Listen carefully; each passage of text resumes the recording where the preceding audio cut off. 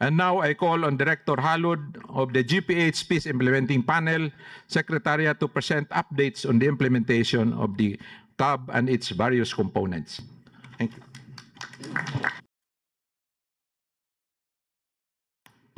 Bismillahirrahmanirrahim. Assalamualaikum warahmatullahi ta'ala wabarakatuh. Like what Chair Yano has said, I'm going to present some details translating several guidance of what has been implemented.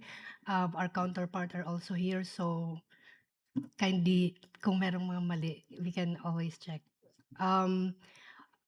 We are trying to present the overview because we agree with Director Didasan that CAB is not just a security project. It's more than that. It's identity, it's the right to self-determination, and it's justice issue. So the comprehensive agreement on the Bangsamoro, it has two tracks. It has the political track and the normalization track. And the normalization has four components. It has the security, socioeconomic development, confidence building measures, and transitional justice and reconciliation. So we have just a brief background on the comprehensive agreement of the Bangsamoro. Most likely everyone around here already knows about the CAB, and it was signed around 2014. So it is on its 11th year now. And it proposed a comprehensive political settlement that aims to provide a just and lasting solution to the armed conflict in the Bangsamoro.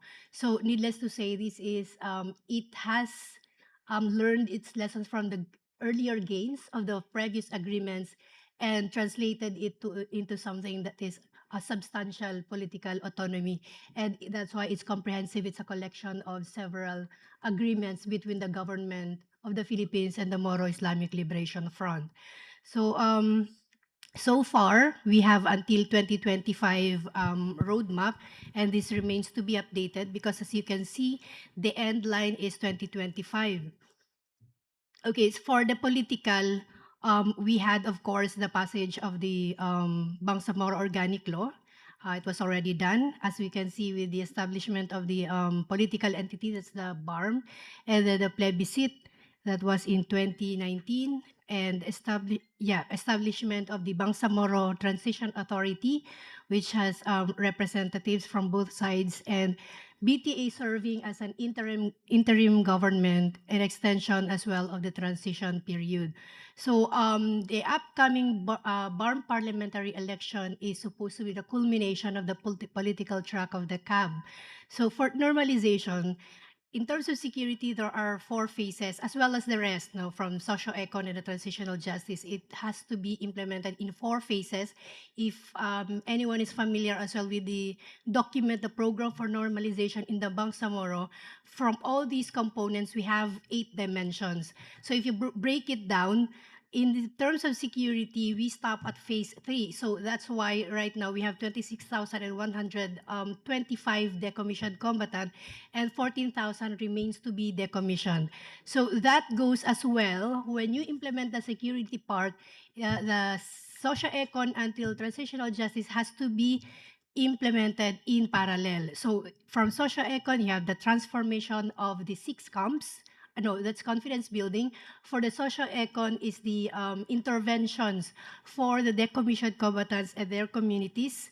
And then the transitional justice, I think that's in 2018, we had a report of TJR. It has a list or 80 recommendations that remains to be implemented. So that's kind of the roadmap and guided the implementation so far. So who has been doing this between the government and the MILF? So both parties, they kind of created several joint mechanisms. So for each of the components, as well as the political, we have the both parties acting as the negotiating panels then, and now the implementing panels, and it's facilitated by the Malaysia. We have the third-party monitoring team monitoring the implementation of the CAB. So for political now, we have the Intergovernmental Relations Board, of course, the transition mechanism, which is the Bangsamoro Transition Authority, and then the then BTC, the Transition Commission. For ceasefire and security, of course, the CCCH or it's a whole lot of acronyms. No, bear with us on this, but we want you to be familiarized with all of these mechanisms. So the international one is the International Monitoring Team. We have the Ad Hoc Joint Action Group, and then the local monitoring teams. So there are international, local, and the national level monitoring. For the decommissioning part of the security component, we have the independent decommissioning body overseeing the decommissioning process. We have for socio-econ the task force for decommissioned combatants and their communities. They attend to the cases or the interventions monitoring of the decommissioned combatants. So we have like social workers attending to these thousands of decommissioned combatants. And for the communities and or the 6 camps, the joint task forces on camps transformation. So all of these mechanisms are represented by both GPH and the MILF panel endorsed representatives. For confidence building, we also have the National Amnesty Commission. Amnesty is under this component. And then the Transitional Justice, we have right now attending to the technical work is a technical working group of the TJR, also with representatives from both parties. So for the political track, next slide please. So far, just to refresh our memory, we had again the BOL in 2018 enacted and ratified on January 2019. The BTA was established in February 2019, and now 6 out of 7 priority regional legislations were enacted. IGR mechanisms now being operational, and the first regular elections in the BARM being postponed pending Congress legislation for new schedule. But we are seeing it to happen, I don't know, by 2026. So for a quick background on the BOL, next slide please. It was, as I've said, it was signed into law in 2018, and it provides for the creation of the Bangsamoro Autonomous Region in Muslim Mindanao. So that's Republic Act 110541. And the BTA, we have a composition of 80 members that were appointed by the president. It has supposed to be MILF-led, 41 appointees, including interim chief minister, and with representatives from the MNLF, non-Moro indigenous peoples, youth, settler communities, traditional leaders, and other sectors. The Bangsamoro government, next slide please. So it covers 5 provinces. Itong BARM, no, of course, yung Basilan, Lanao del Sur, Maguindanao, recently excluded Sulu, Tawi-Tawi. So we have 1, the Cotabato City, and another 63 barangays incorporated into 7 municipalities within the SGAs. Next slide, please. Next. Yeah, okay, that's it. Yeah, we have, of course, yung constitution of the Bangsamoro government. We have the chief minister. We have deputy chief ministers, of course, the cabinet, reserve and sectoral seats, and the council of leaders. We have the wali, the ceremonial head of the Bangsamoro government. For the priority legislations of the BTA, the 6 as I have mentioned, it was the Administrative Code, Civil Service Code, next slide, Education Code, Electoral Code, Local Government Code, Indigenous Peoples Act. So 1 pending is the Bangsamoro Revenue. So 6 out of 7 priority legislations mandated by the BOL already enacted. So the IRGB, the one I mentioned as part of the legislative track, it coordinates and resolves issues on relations between the national government and the Bangsamoro government. So it's being done through regular consultation and continuing negotiation in a non-adversarial manner. For the details of components on normalization, next slide. Yeah, okay. Just to review the overall kind of background of 4 components, the security, they include the transitional components, decommissioning, redeployment of the armed forces of the Philippines, the policing, the firearms control and management, the conflict resolution and REDO management. OXO detection and clearing, and then the disbandment of private armed groups. For the decommissioning, so far, like I said, we're now on phase 3. Phase 1 was the ceremonial one in 2015. That's 145 decommissioned combatants. Phase 2, we had 12,000 decommissioned. Phase 3, another 14,000 MILF turned over, including weapons. So remaining is the phase 4. In total, we have 26,145 and 4,625 weapons being decommissioned. Next slide. We have 24 joint peace and security teams activated and deployed in mutually agreed areas. So itong JPST, this is a security kind of team that maintains, of course, security, peace and order in mutually agreed areas during the transition period. You can see here the distribution of JPSTs that covers next slide, that covers the provinces of Maguindanao.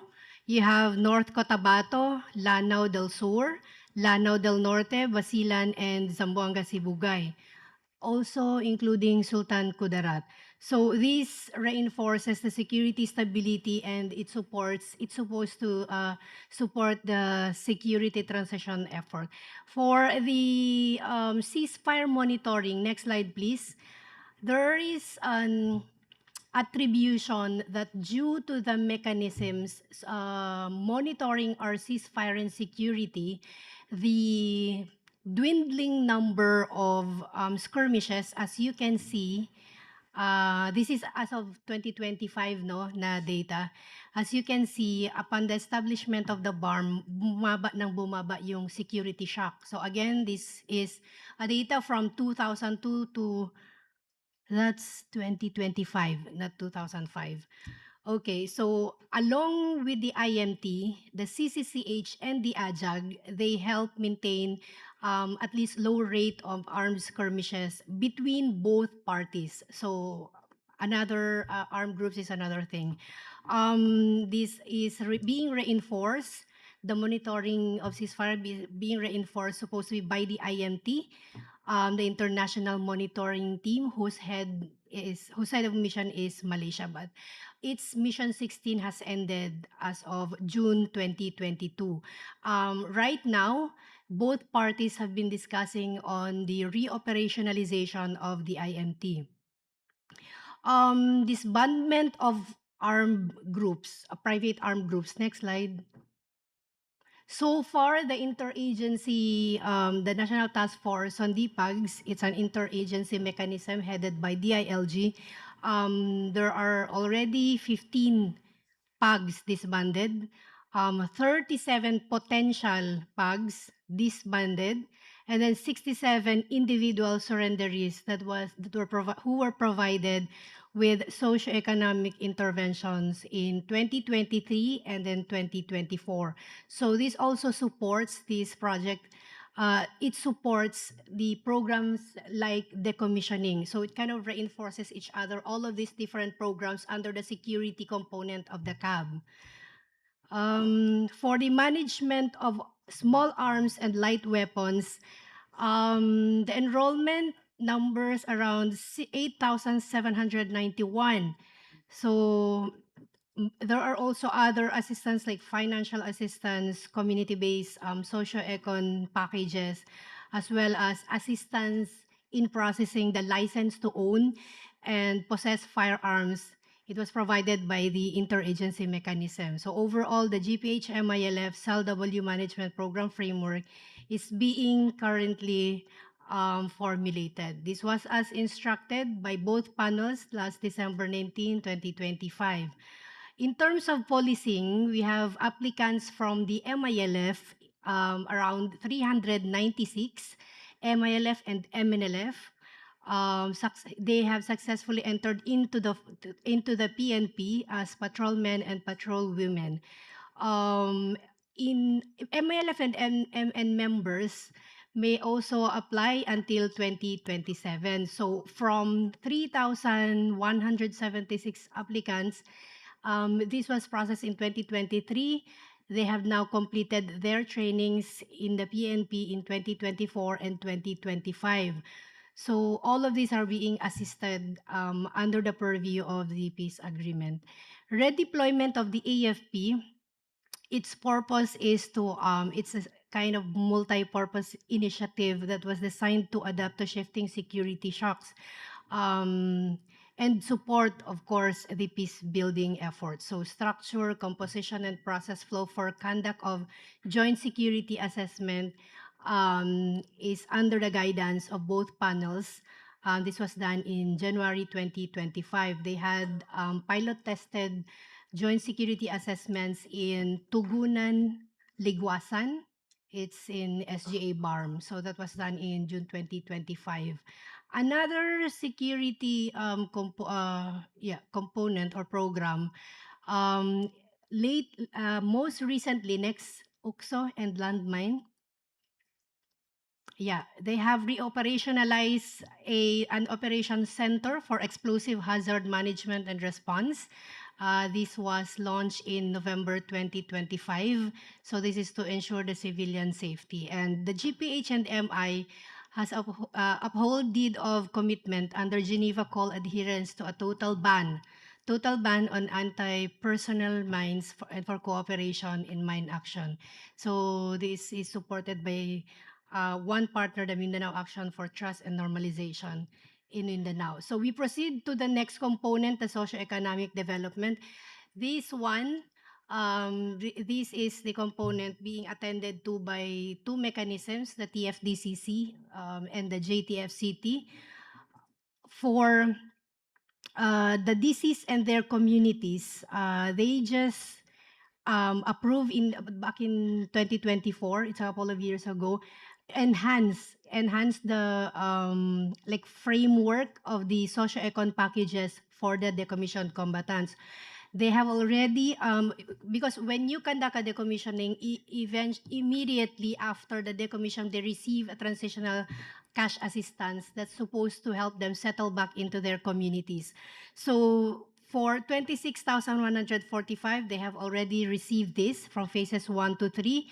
And the total investment for socio-econ development is about 4.1 billion only for the DCs and their next of kin.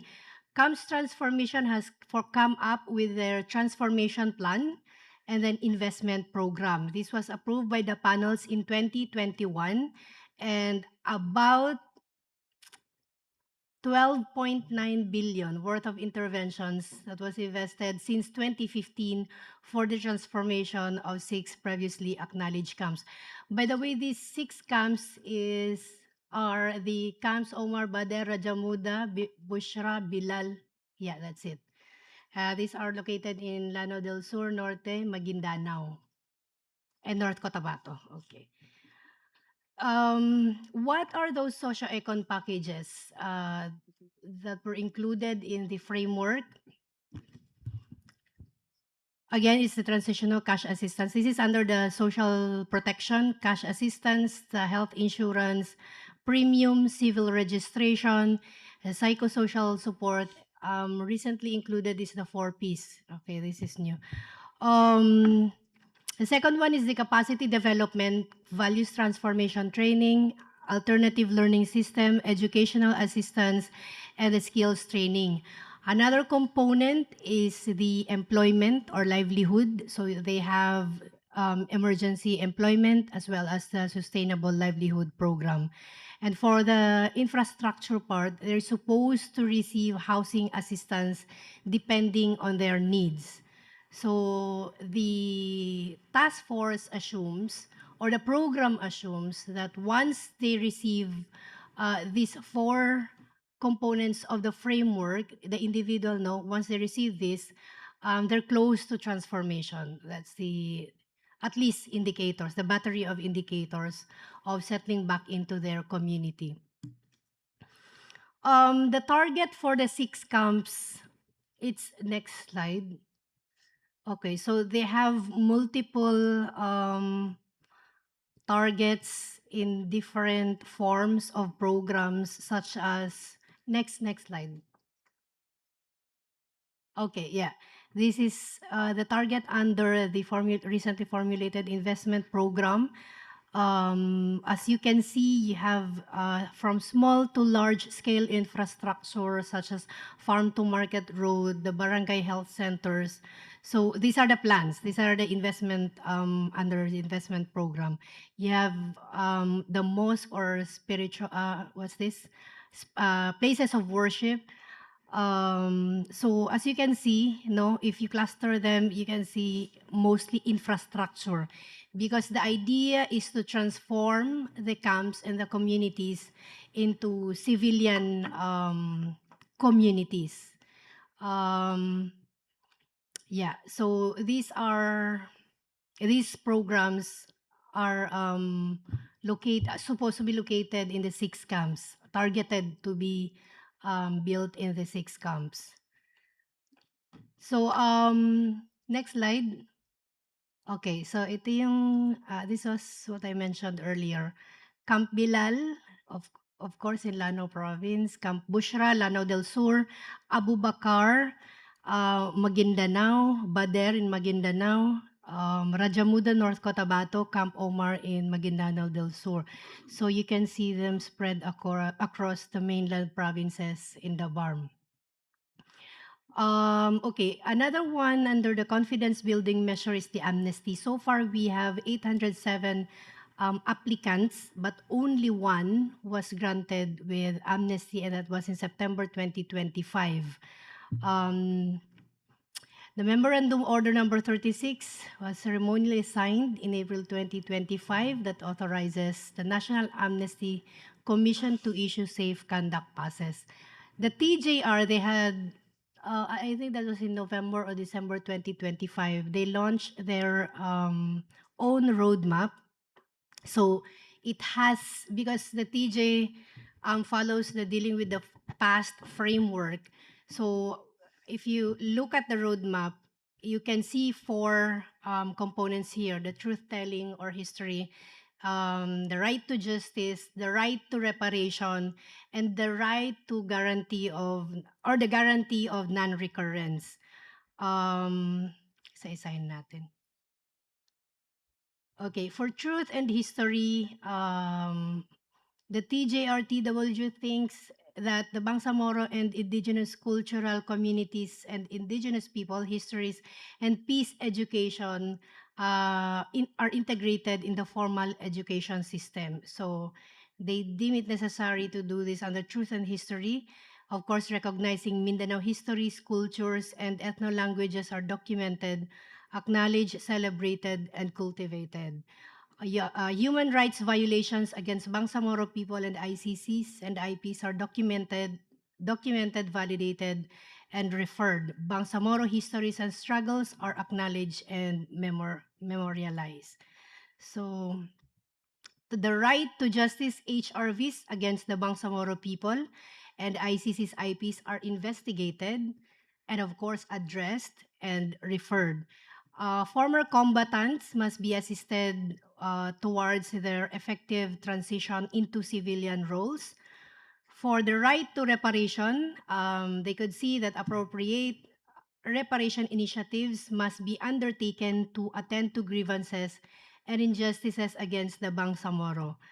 TJR framework and agenda of vulnerable sectors must be integrated into national, subnational, and local policies. Then you have, they see that marginalization through the land dispossession must be given attention and viable measures are implemented. So you also have the last one, the GNR. They think that enhanced recruitment and staffing of the security sector must be more representative of the populations they serve. So you have a whole 8 battery of indicators on how to ensure the guarantee of non-recurrence. Overall, the target has to have the peaceful coexistence, healing and reconciliation towards lasting peace and just lasting peace. So that's for the TJR. In parallel to that, legislative efforts in enacting the National Transitional Justice and Reconciliation Commission for the Bangsamoro. 3 bills filed in the Senate related to this by Senators Legarda. Next slide, please. I'm sorry. Legarda, Hontiveros, and Estrada. And then 1 filed in HOR, House Bill number 935 by Reps Ismula, Jokno, Sendanya, and Bagao. Then 2 bills also were filed in the Bangsamoro Parliament level. Dalawang slide na lang, sorry.